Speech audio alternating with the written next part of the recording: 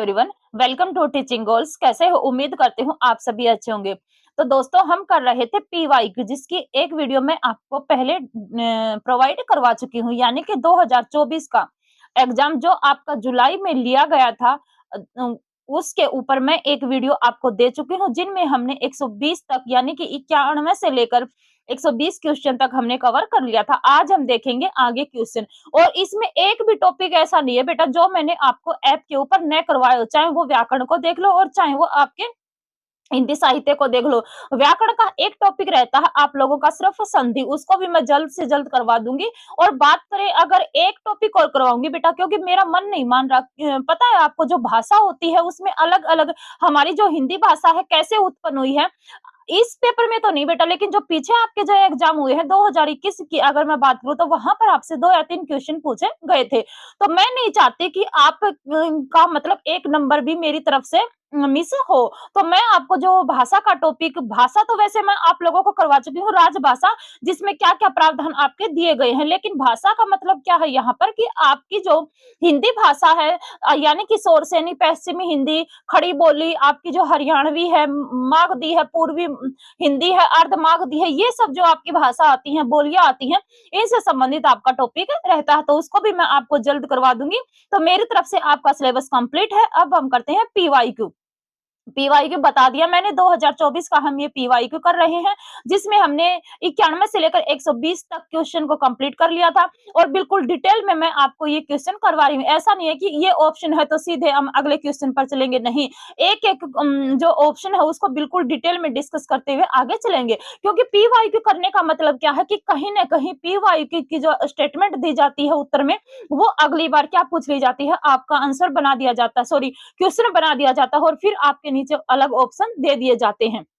तो बात करते हैं 121 क्वेश्चन की।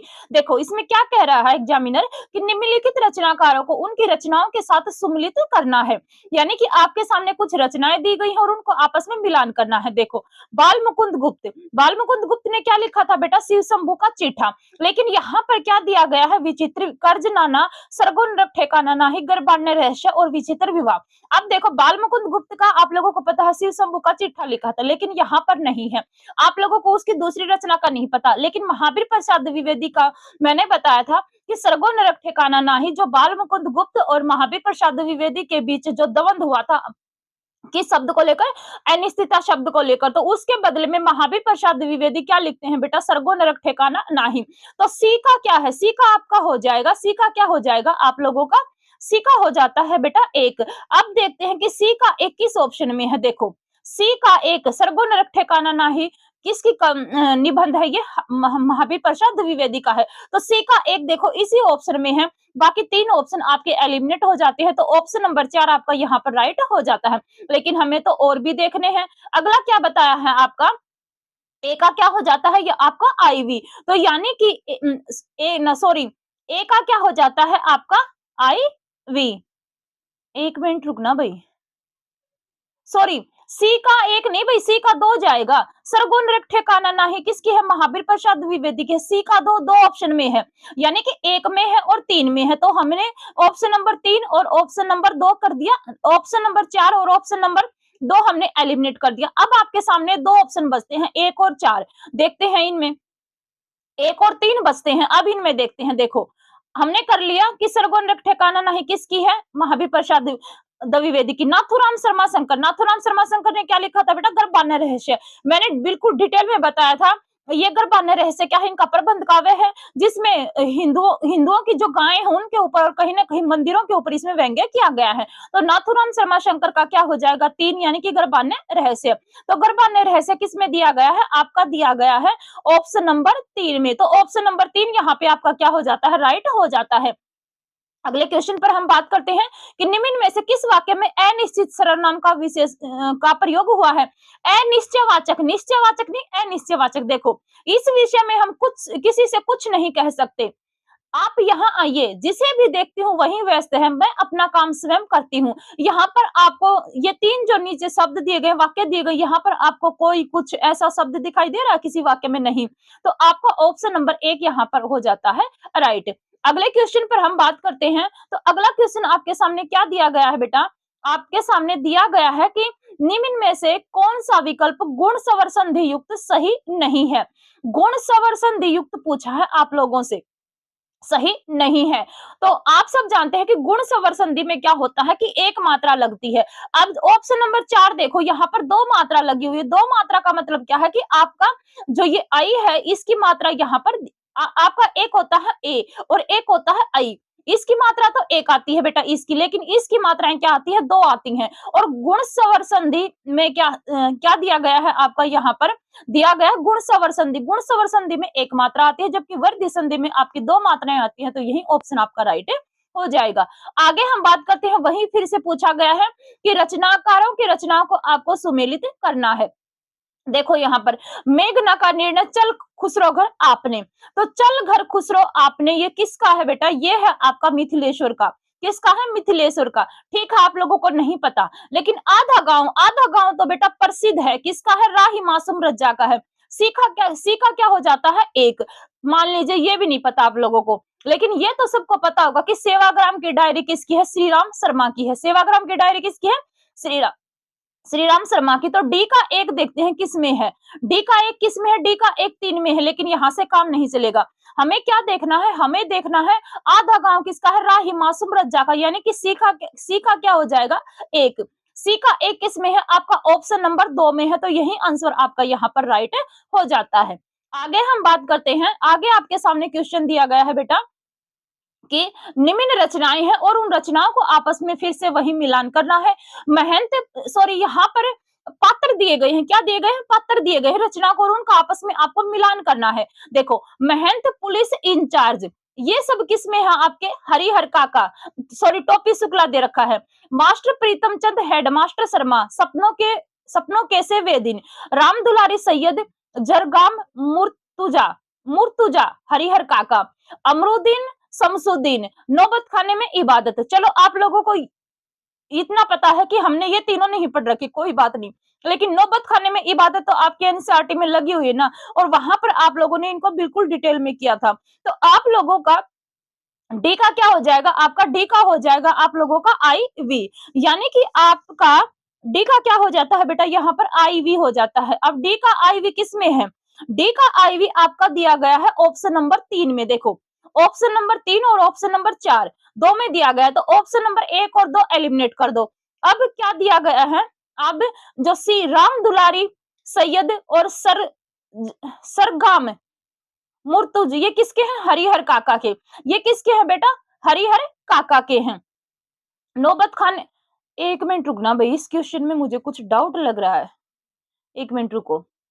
कौन सा है ये ऑप्शन, 125 का क्या दिया गया था आंसर की के अकॉर्डिंग अगर मैं बात करूं, तो आंसर की में दिया गया था बेटा आपका 3। एक बार देख लेते हैं, महंत पुलिस इंचार्ज, यानी कि हरिहर काका, ठीक है।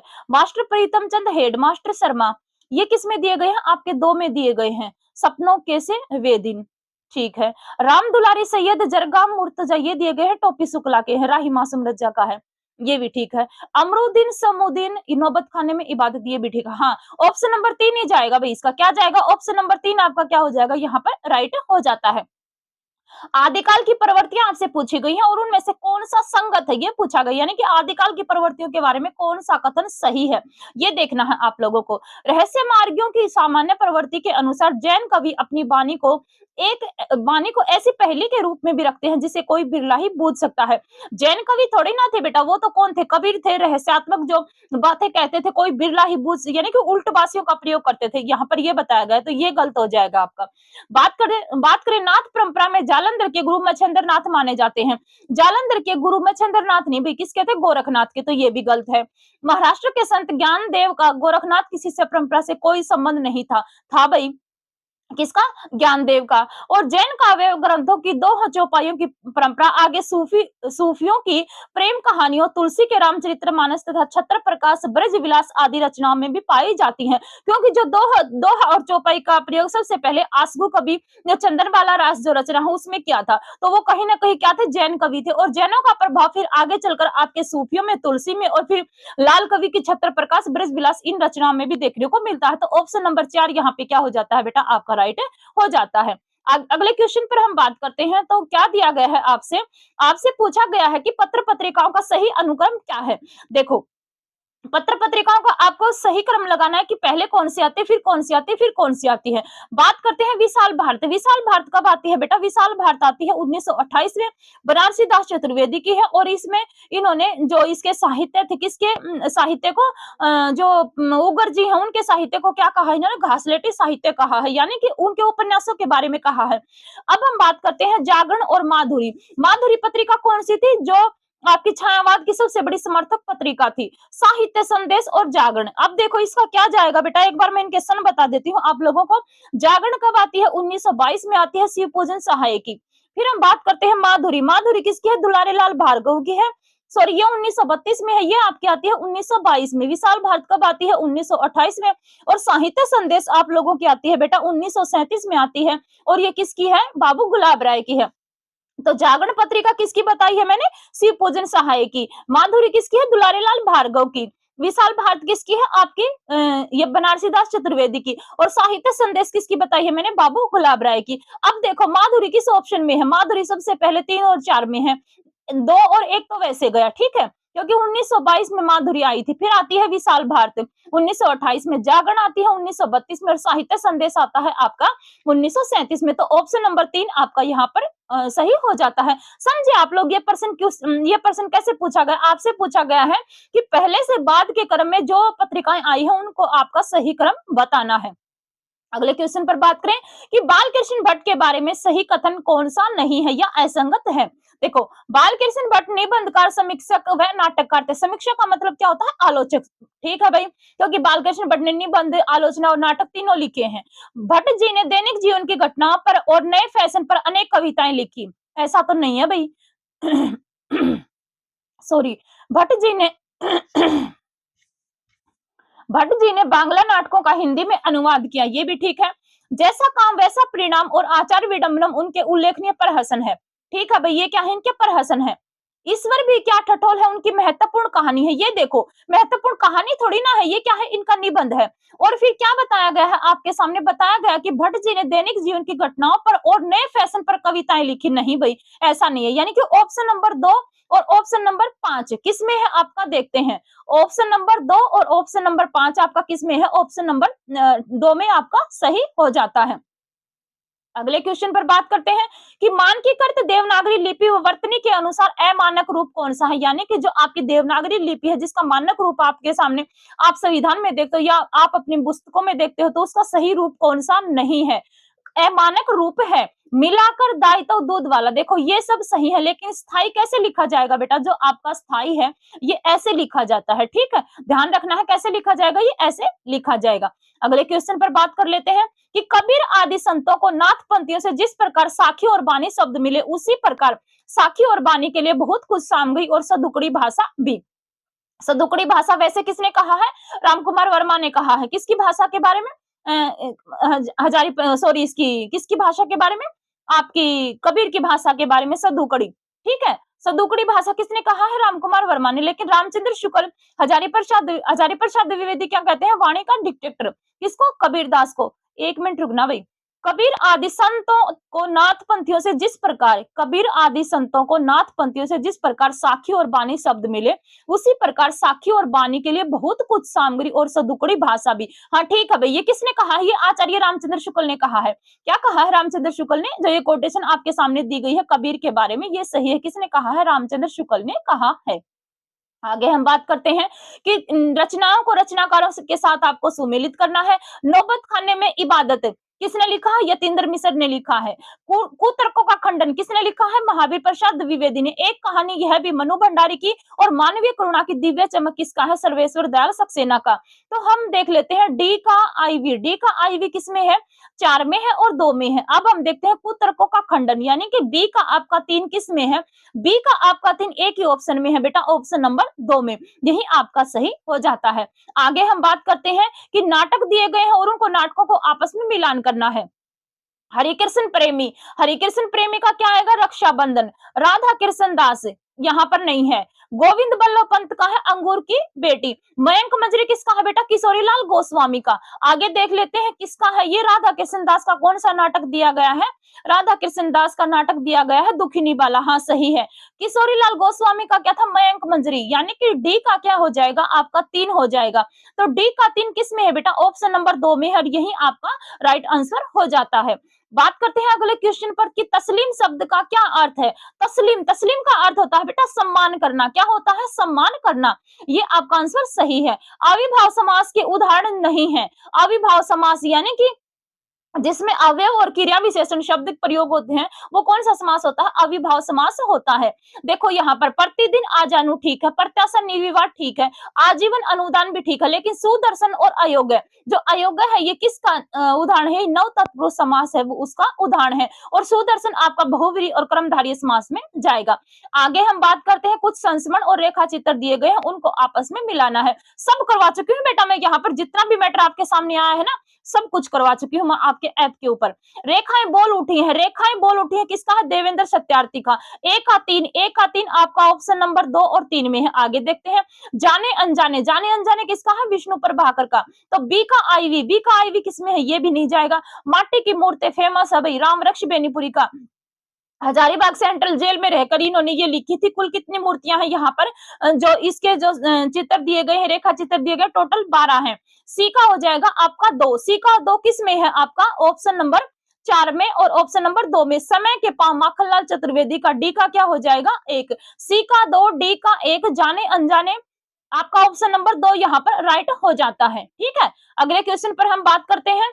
भिक्षुक के पत्र, यदि बाबा ना होते, बहानेबाजी आदि पुस्तकों के लेखक कौन है?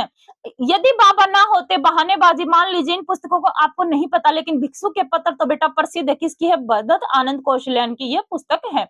वाक्यांश के लिए एक शब्द दिया गया और आपसे पूछा गया है कि संगत नहीं है। असंगत यानी कि संगत नहीं है। नाटक के आरंभ में की जाने वाली स्तुति नंदी कहलाती है। बिल्कुल सही है, बिल्कुल सही है। जो दोनों में सम्मिलित हो बेनिष्ठ, ये भी सही है।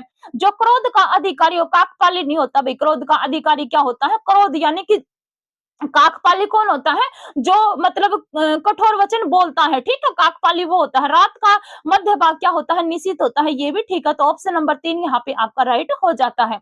निम्नलिखित में से असंगत विकल्प चुनना है आपको। यहाँ पर आपके क्या दिए गए हैं? तोता, तोता का क्या होता है? कीर सुक माहुर संगत। आगे देखते हैं, चांदनी, कौमुदी, ज्योत्सना, जुनाही और चंद्रप्रभा, ये भी ठीक है। सर्प का आता है आपका अहि, उरग, भुजंग, भुजग और बयाल, ये भी ठीक है। मृग का है हरिण, चारुलोचन, सारंग और कुरंग। यानी कि आपका 138 से 138 का क्या दिया गया है भाई? 138 का 1 दिया गया है। कीर भी, कीर तोता होता है। ठीक है, सुख भी तोता होता है। माहुर और सगर, माहुर, हाँ माहुर भाई किसका होता है? मेंढक का पर्यायवाची होता है माहुर। ठीक है, तो माहुर नहीं है। इसका ऑप्शन नंबर 1 ही यहाँ पर राइट हो जाएगा। बात करते हैं कि किस विकल्प में असंगत यानी कि विलोमार्थी शब्द आपको असंगत चुनना है। अतिवृष्टि, अनावृष्टि ठीक है।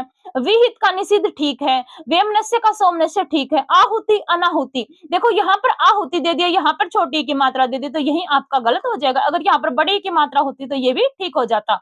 आगे हम बात करते हैं कि हमारे साहित्य ने इतिहास की बहुत रक्षा की। चारणों के रासों और ख्यातों ने तथा राजाओं द्वारा सम्मानित राज कवियों के ऐतिहासिक काव्यों ने साहित्य के सौंदर्य के साथ इतिहास की सामग्री भी संचित कर रखी है।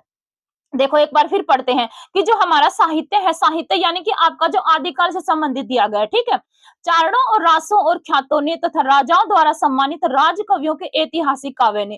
ठीक है भाई, क्योंकि जो चारण कवि होते थे वो कहीं ना कहीं राजा के आश्रय में रहते थे और उनकी ऐतिहासिकता का क्या करते थे? वर्णन करते थे। और उनकी ऐतिहासिकता का वर्णन किया, कहीं ना कहीं उन्होंने क्या लिखे? काव्य लिखे, जो ग्रंथ लिखे, उन्हीं के द्वारा तो हम ये सब समझ रहे हैं। जैसे कि चंद्रबरदाई ने क्या लिखा था? पृथ्वीराज रासो लिखा था। तो पृथ्वीराज रासो में चंद्रबरदाई ने, जो महान कवि पृथ्वीराज चौहान हुए हैं, उनकी वीरता का, उनके जो युद्ध हुए हैं उनका वर्णन किया, और कहीं ना कहीं वो सामग्री हमारे इतिहास के रूप में हमारे सामने उपस्थित है। बिल्कुल ठीक है भाई ये तो। आगे बात करते हैं, आगे क्या दिया गया है? आगे दिया गया है बेटा कि सूदन का सुजान चरित्र, सूदन का सुजान है हाँ भाई। पद्माकर का हिम्मत बहादुर विरुदावली और जगत विरुदावली आदि ग्रंथ इतिहास की अनेक घटनाओं पर यथेष्ट पर प्रकाश डालते हैं, बिल्कुल डालते हैं भाई। सुदन का जो सुजान है उसमें क्या है बेटा, जंग जंग दिए गए हैं, इसमें जो आपके अध्याय सर्ग खंड दिए जाते हैं ना, यहाँ पर उनका क्या नाम रखा गया, जंग रखा गया, ये भी याद रखना है। और पद्माकर का आपका क्या है, हिम्मत बहादुर विरुदावली और जगत सिंह विरुदावली, दोनों क्या है कि यथेष्ट प्रकाश डालते हैं, इतिहास की घटनाओं पर क्या डालते हैं, प्रकाश डालते हैं। तो ऑप्शन नंबर 4 आपका यहाँ पर सही हो जाता है। बात करते हैं अलख और उपल कर्म से किसके पर्याय हैं, अलख और उपल। देखो उपल किसका पर्याय होता है बेटा, उपल होता है पाषाण, और उपला क्या होता है, जो आप हमारे हरियाणवी में उपला, जो आप अगर मैं हरियाणवी भाषा में बात करूं, गोसा कहते हैं ना हमारे यहाँ पर हरियाणवी में, वही क्या होता है उपला। और उपल क्या होता है बेटा, उपल होता है आपका पाषाण या पत्थर। और केस, केस फिर क्या बताया, अलग क्या होता है आपका, केस होता है, यही ठीक हो जाएगा। समास की दृष्टि से कौन सा विकल्प असंगत है, असंगत आपसे पूछा गया है। लोकप्रिय, लोक में प्रिय अधिकरण तत्पुरुष समास है, ठीक है। कदन, कदन कर्मधारय समास यानी कि बुरा है जो अनठीक है। अनुत्तीर्ण अविभाव समास, फुलवाड़ी फूलों की बाड़ी संबंध तत्पुरुष समास, ठीक है। अनुत्तीर्ण, अनुत्तीर्ण अविभाव समास नहीं है भाई, ये अनुत्तीर्ण यानी कि जो पास नहीं हुआ, यानी कि क्या आ जाएगा आपका, नव तत्पुरुष समास यहाँ पर आ जाएगा। आगे बात करते हैं कि आदिकाल को सिद्ध सामंत युग नाम किसने दिया। आदिकाल को जो सिद्ध सामंत युग या काल किसने कहा था, तो किसने कहा था बेटा, ये आदिकाल को सिद्ध सामंत काल, ये कहा था आपका राहुल सांकृत्य ने। रामकुमार वर्मा ने क्या कहा था, संधि चारण काल। मिश्र बंधु ने क्या कहा था, अलंकृत काल। और विश्वनाथ प्रसाद मिश्र ने क्या कहा था, रीति काल को क्या कहा था, इन्होंने श्रृंगार काल कहा था। आगे बात करते हैं, तो इसका क्या ऑप्शन हो जाएगा बेटा, ऑप्शन नंबर 1 यहाँ पर राइट हो जाएगा। गोबर गणेश संहिता किस निबंधकार का संकलन है, फेमस है भाई ये निबंध, ये है आपका चंद्रदत्त शर्मा गुलेरी का। किसका है बेटा, ये गोबर गणेश, ये आपका चंद्रदत्त शर्मा गुलेरी का। एक बार मैं आंसर की के अकॉर्डिंग देख लेती हूँ भाई, अगर मैं सही हूं तो 144 का क्या है 4, एक बार देख लेती हूँ भाई मैं। 144 का 4, हाँ बिल्कुल ठीक है भाई, 144 का 4। आगे दिया गया है आपसे रचना काल की दृष्टि से निम्नलिखित आलोचनात्मक कृतियों का सही अनुक्रम क्या है। आपको आलोचनात्मक कृतियां देखनी है, जो निबंध और आलोचना आती है वो देखनी है आप लोगों को। देखो यहाँ पर क्या दिया गया है आपसे, यहाँ पर हिंदी के मुसलमान कवि, ऐसा तो कोई रचना नहीं देखी हमने आलोचना में कि हिंदी के मुसलमान कवि, हिंदी के मुसलमान कवि देखो अब किसमें है, इस रचना इसमें है, ऑप्शन नंबर 1 में एलिमिनेट हो गया। हिंदी के मुसलमान कवि ये भी एलिमिनेट हो जाता है। फिर हम बात करते हैं हिंदी के मुसलमान कवि, देखो ये भी एलिमिनेट हो गया, तो आपका ऑप्शन नंबर 3 यहाँ पे राइट हो जाता है। अगर हम बात करें हिंदी गोविंद रत्नमाला और कविता कौमुदी, कविता कौमुदी रामनरेश त्रिपाठी का है, ठीक है। हिंदी साहित्य और संवेदना का विकास रामस्वरूप चतुर्वेदी का है। हिंदी साहित्य की भूमिका लिखा था हजारी प्रसाद द्विवेदी ने, और हिंदी गोविंद रत्नमाला लिखा था बेटा आपका श्याम सुंदर दास ने। चारों मैंने बता दिया कि किस किसने क्या क्या लिखा था। किस शब्द में अ प्रत्यय भाववाचक रूप से प्रयुक्त हुआ है। मैंने प्रत्यय करवाए थे उस टाइम पर बताया था कि प्रत्यय जो होते हैं उसके दो भेद होते हैं, एक होता है तदित प्रत्यय, एक होता है कृत प्रत्यय। कृत प्रत्यय क्या होता है, जिसमें क्रियाएं प्रयुक्त होती हैं, और तदित प्रत्यय के 9 भेद बताए गए थे, जिसमें एक भाववाचक प्रत्यय भी आया था। तो भाववाचक प्रत्यय यानी कि आप जब संज्ञा पढ़ते हो वहां पर भाव, भाव को जिनको हम फील नहीं कर सकते, जिनको हम फील कर सकते हैं, छू नहीं सकते, उनको हम गिन नहीं सकते, उनकी दशा को हम देख सकते हैं, ठीक है। इस तरह से समझो आप। देखो यहाँ पर लाघव को देखो, राघव, पांडव, मानव, ये सब क्या है आपके, ये सब आपके अपत्यवाचक में आते हैं, ठीक है। किसमें आते हैं, अपत्यवाचक। अपत्यवाचक क्या होता है, अपत्यवाचक वो होता है बेटा जो किसी संतान संबंधी क्या करवाता है, संतान संबंधी विशेषता के बारे में बताता है। लेकिन लाघव यानी कि लघु, छोटा या फिर लांगना, इस तरह से समझो आप, ये क्या है, एक भाव है। तो यहीं पर यही ऑप्शन है आपका राइट हो जाएगा। संविधान के अनुच्छेद 344 में संघ की राजभाषा के बारे में क्या प्रावधान दिए गए हैं, उनके बारे में आप लोगों को बताना है। भारत संघ की राजभाषा देवनागरी लिपि होगी, बिल्कुल सही है। संघ के सरकारी कार्यों में भारतीय अंकों के अंतरराष्ट्रीय रूपों का प्रयोग होगा, बिल्कुल सही है। उच्च न्यायालय और उच्चतम न्यायालय के संपूर्ण कार्रवाई अंग्रेजी भाषा में होगी, ऐसा तो नहीं है भाई, क्योंकि ये तो किस में है, 348 में, और हमसे बात की गई है 343 के बारे में। ऑप्शन नंबर सी यहाँ पर गलत है। किस राज्य के विधानमंडल को उस राज्य में हिंदी या अन्य एक या अधिक भाषाओं को कार्यालय में अपनाने का अधिकार है, तो ये तो 346 में है भाई, और ये आपका 348 में है। तो 343 में एक और दो देखते हैं किसमें है, आपका ए और बी, ए और बी आपका ऑप्शन नंबर 2 में है, यही आपका सही हो जाएगा। आगे देख लेते हैं। आगे आपके सामने क्या दिया गया है कि शब्दों को अनेक अर्थ में सुमेलित करना है। आपके सामने यहाँ पर अर्थ दिए गए हैं और उनके शब्द दिए गए, उनके अर्थ से आपको मिलान करना है। देखते हैं। इंदु, इंदु क्या है, चंद्रमा का पर्याय है। इंदुर क्या होता है, चूहा होता है। करिश, करिश और करिश, एक बार देखो, करिश, करिश क्या होती है बेटा? सूखा गोबर, जो हम हमारे हरियाणा में बोलते हैं ना, अब ऊपर आया था उपल और या उपला। उपल तो होता है पत्थर या पाषाण, और उपला क्या होता है? गोसा। जब हम गो जो हम भी देखते हैं हमारे आप हरियाणवी हो भई, तो हरियाणवी होकर ऐसा तो है नहीं कि आपने चूल्हे वगैरह और ये क्या वो बोलते हैं उनको? अरे क्या बोलते थे इनको पहले? अब भी हैं भई गाँव में। जैसे कि उसको गोसे को हम तोड़ नहीं देते थे और छोटी-छोटी उसकी वो बना देते थे। क्या बोलते थे भई उनको? वैसे क्या बोलते हैं? करीस। एक और बोलते हैं भई, क्या बोलते हैं? ध्यान नहीं आ रहा मेरे को। देखो मेरे क्यों याद नहीं आ रहा भई। करीस, करीस का अर्थ होता है बेटा गजराज, और करीश होता है आपका सूखा गोबर। तो इंदु का चंद्रमा देखो किसमें है? इंदु का चंद्रमा आपका ऑप्शन नंबर 1 और 2 में है, ठीक है। विदुर सॉरी इंदुर, इंदुर का चूहा, इसमें भी ठीक है। सी का क्या है? करीश यानी कि सूखा गोबर। सी का क्या हो जाएगा? 3। सी का क्या हो जाएगा बेटा? 3। तो ऑप्शन नंबर 2 आपका यहाँ पर राइट हो जाता है। आगे हम बात करते हैं कि निम्न शब्दों को उनके विलोम रूप के साथ आपको सुमेलित करना है। विलोम बताने हैं आपको। देखो, यथार्थ, यथार्थ क्या होता है? वास्तविक होता है, और आदर्श इसका उल्टा हो जाएगा, ठीक है। घातक यानी कि जो वार करता है, और रक्षक यानी कि जो रक्षा करता है, इसका ये हो जाएगा। श्रद्धा, किसी के प्रति हम श्रद्धा भी करते हैं और फिर क्या करते हैं? घृणा करते हैं, ये भी ठीक है।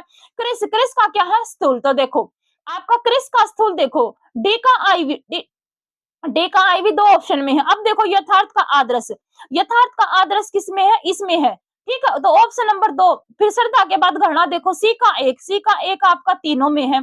क्रिस क्रिस का स्थूल, देखो भाई इसको यहाँ ऐसे मैच करो। यथार्थ का क्या हो जाएगा? रक्षक, ए का 3, ए का 3 देखो ऑप्शन नंबर 3 में है, यही ठीक हो जाएगा बेटा।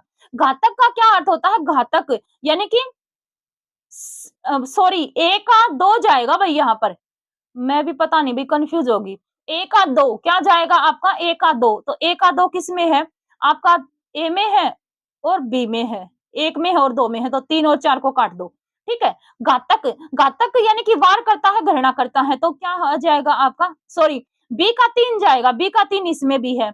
श्रद्धा, श्रद्धा का क्या जाएगा? घृणा, श्रद्धा का क्या जाएगा? घृणा, सी ये हो जाएगा, ठीक है। और क्रिस का स्थूल, ऑप्शन नंबर 2 राइट हो जाएगा भाई, यहाँ पर क्या हो जाएगा? Option number 2 right. आगे हम बात करते हैं, लास्ट क्वेश्चन है भाई, देखो निम्नलिखित शब्दों में सही संधि युक्त शब्दों वाला विकल्प कौन सा है? अब देखो एक एक शब्द को पकड़ो आप। ये देखो सही संधि युक्त पूछा है आपसे। गुरु उपदेश थोड़ी ना होता, गुरु उपदेश होता है, ये गया। बात करते हैं नमस्कार लघुत्र, गुरु व आर्द्रिय और विश्वामित्र, ये नहीं होता। उत्तेजक, अधोपतन, नद अंबु और रविंद्र, रविंद्र में बड़ी की मात्रा आती है, ये भी गया। अब देखो बारिश, बारिश, तेज में, चिदकार और नवरात्रि। बारिश ऐसे लिखते हैं बेटा, बै में आपका बारिश तो ऐसे लिखते हैं, ठीक है। और बारिश अगर हम लिखेंगे तो कैसे लिखेंगे? ऐसे लिखेंगे। बारिश यानी कि घर का बारिश, और बारिश यानी कि जो वर्षा होती है, तो यहाँ पर ये भी नहीं है। तो आपका ऑप्शन नंबर 2 यहाँ पर सही हो जाता है, संधि की दृष्टि से उचित। तो आपका जो पीवाईक्यू यानी कि 2024 का जो अभी हाल ही में जो एग्जाम हुआ था बेटा, उसको मैं बिल्कुल डिटेल में आप लोगों को कवर करवा चुकी हूँ। तो उम्मीद करती हूँ कि आप लोगों ने इस वीडियो को अच्छे से देखा होगा, और आप लोगों ने अंदाजा भी लगा लिया होगा कि मैम ने कोई भी ऐसा टॉपिक नहीं छोड़ा जहां से आपके एग्जाम में क्वेश्चन न बना हो।